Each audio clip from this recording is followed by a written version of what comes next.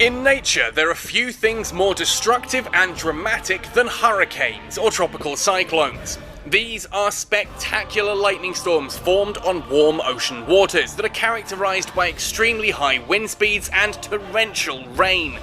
In the Northwest Pacific Basin, that is to say around China, Korea and Japan, these storms are known as typhoons and have caused catastrophic damage on numerous occasions throughout history. A typhoon is a fast-moving, hard-hitting weather system, and it gives its name to an equally savage and devastating weapon in the ARMAJET arsenal. It's time then for a Loadout Lowdown.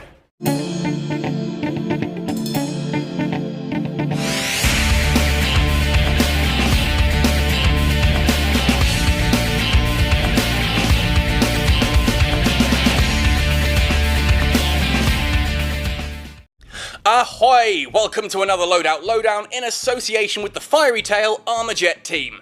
I'm Captain Benzie, and today we're going to be looking at another one of ARMAJET's common rarity weapons, the Typhoon. Before we begin, the usual messages. If you want to help me keep making ARMAJET content, you can do so in many different ways. Hitting the thumbs up on this video and commenting help to show YouTube that I'm worth watching, as does subscribing and hitting that notification button. Watching the adverts fully helps increase the channel's ad revenue, and you can of course pledge your support by joining this epic crew on my Patreon page. Details on screen now. These videos are also made entirely using my Razer Phone 2. Well, usually they are. Actually, this particular one features footage captured by Average Guy 777. Humongous thanks and shout out for the help. If you find him enjoyable to watch during this video, it's worth noting that he does stream frequently on Twitch. Details on screen now and in the description below. Go show your support. Thanks for listening, guys. Let's push on. The Typhoon is a submachine gun that does exactly what the name advertises. This gun is all about storming the opposition and shredding them in a torrential downpour of firepower. If you liked the Black Tusk for its in-your-face firepower, then this weapon might just be your new #BFF. It's almost like the crew at Super Bit Machine decided to take all the aggressive qualities of the Black Tusk and crank them all the way up. These go to 11. If you're the kind of pilot who likes to get right up into someone's face to ruin their day, then the Typhoon is for you. Each individual bullet doesn't actually do all that much damage, nor do they have any real stopping power at all. The weapon's power comes instead from the frightening rate at which it introduces those bullets to soft flesh.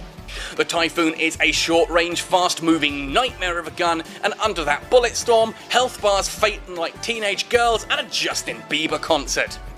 A somewhat competent sense of aiming is required with the Typhoon though. Due to the low damage of each individual bullet, you can't just spray it everywhere and hope for the best. Although, if you're playing on mobile, the auto-fire function can be effective. For those who don't know, if you're on mobile and you press down on the aiming stick, you automatically fire in the direction of the closest target. This is a tool, not a crutch. If you're using auto-fire and the game ends up changing target, causing you to miss the kill, well, you should have been manually aiming, you idiot. I have no sympathy for the morons who complain that auto-fire is broken when they're actually hoping for some miraculous auto-aim to do all the hard work for them. Step up to the plate or sod off back to Candy Crush. That said, for the Typhoon, if you're right up in your opponent's face, as you should be, the auto-fire mechanic can be your best friend. Just make sure you're close enough to be doing some kind of Typhoon tango, otherwise the shots are gonna miss or change target, leaving you to do some other kind of dance, like a waltz of waste? A foxtrot of failure? As with any of the frontliner weapons, if you're not bouncing around the arena like a pinball made out of flubber, you're doing it wrong.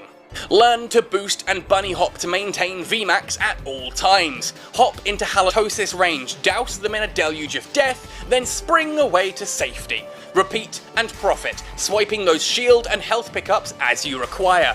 Oh, and you will require, trust me.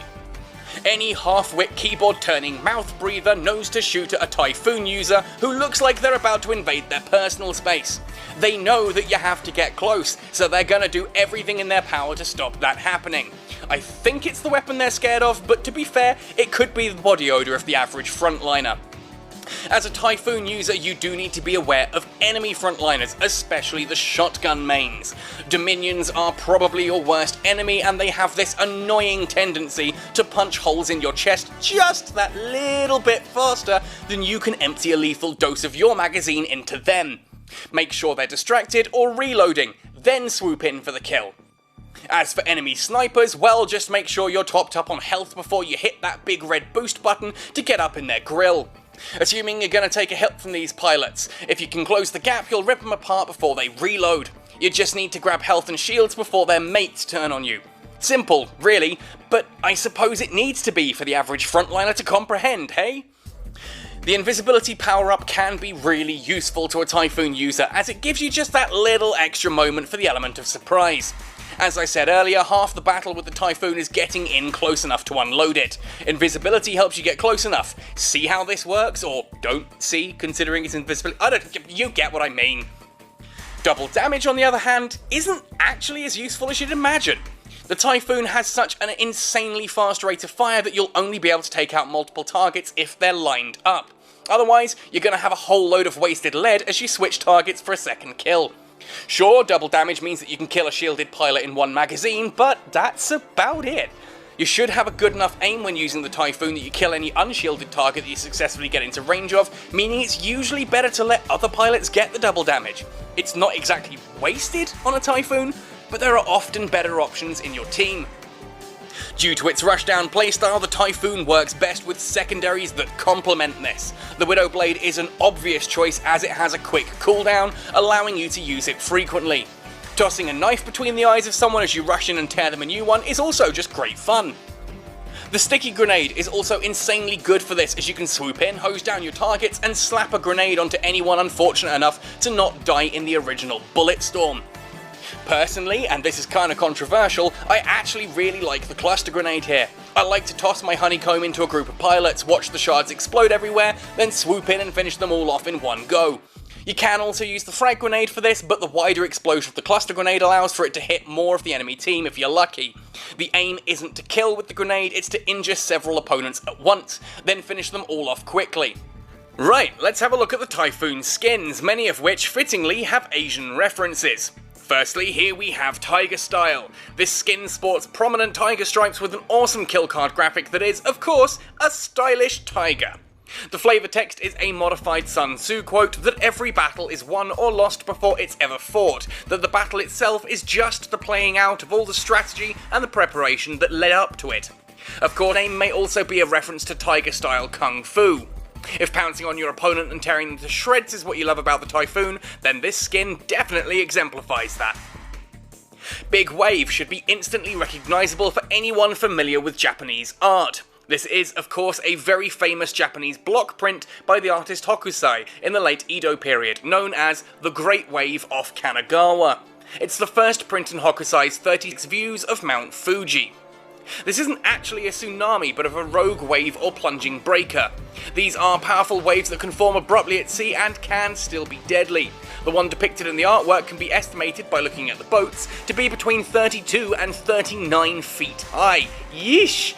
Clean, minimalistic, and beautiful. Equip this skin if you want to use the Typhoon to make waves in the arena. The Immortal Fleet is actually one of my favourite references in the ARMAJET arsenal. It's fairly obscure, but it is a reference to one of my favourite historical military figures, Yi Sun-sin, a Korean naval commander in the 1500s. Now, I really don't want to wax lyrical about this, as there is so much I can say about Yi Sun-sin. You really should read about this amazing guy, so I'll try and keep this short.